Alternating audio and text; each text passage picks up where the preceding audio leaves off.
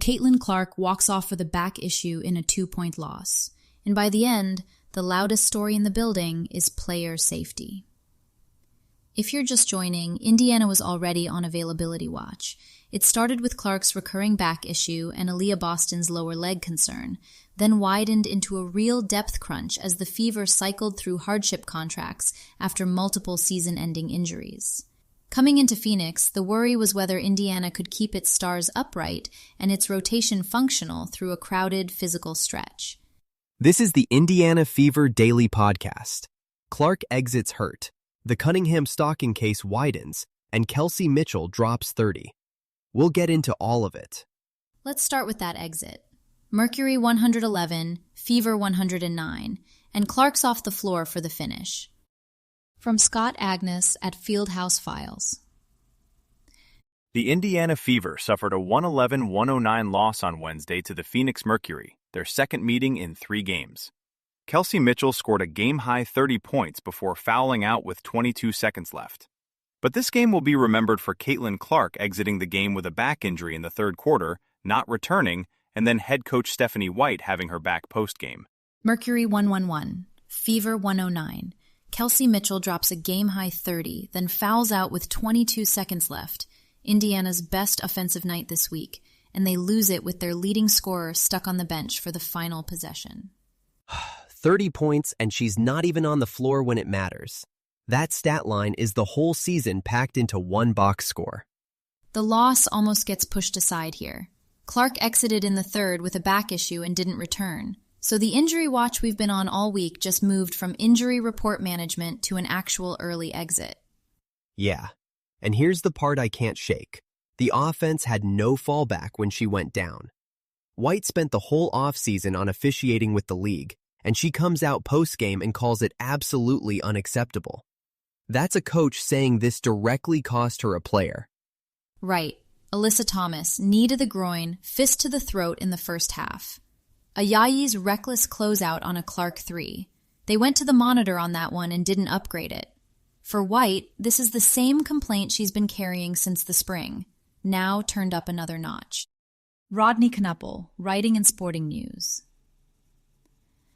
On Wednesday, a report involving Fever guard Sophie Cunningham surfaced that immediately drew attention around the WNBA.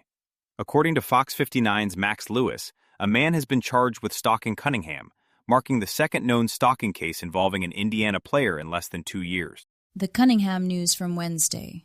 Fox 59's Max Lewis reporting that 49-year-old Kevin Singh was charged in Marion County with 1 count of stalking, 1 count of intimidation, and a misdemeanor harassment count. And this is the second one. Second known stalking case tied to a Fever player in under 2 years. Clark was the first, early 2025. That's why Sporting News framed it as renewed concern, because 2 cases in 2 years starts to look like a pattern.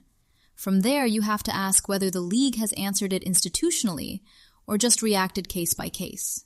Right, because each time it's a charge filed, a report surfaces, and then what? I want to know what changed in WNBA security between the Clark case and this one. If the answer is nothing, that's the story.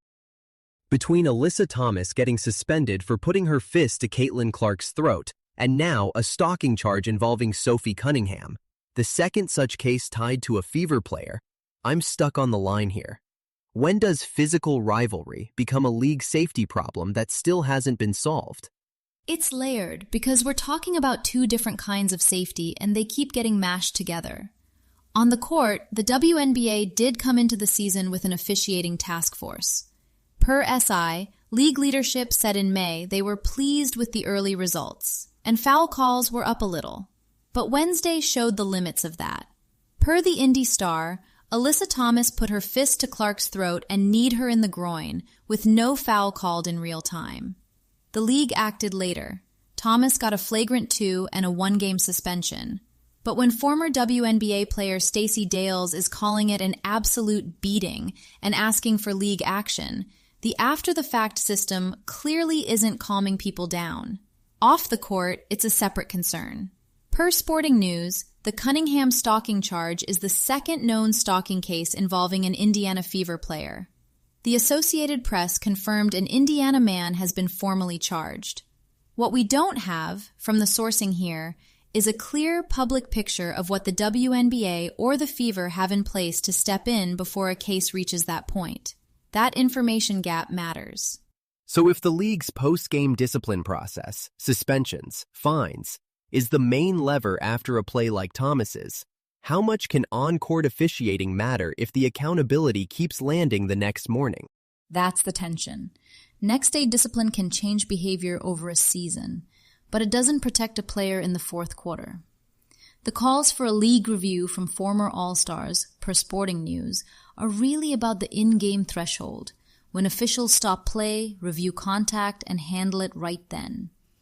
And on the stalking front, you want to know whether the Fever's visibility is pushing a league-wide conversation about proactive security protocols, because 2 cases tied to one roster in one city is a data point the WNBA can't brush off.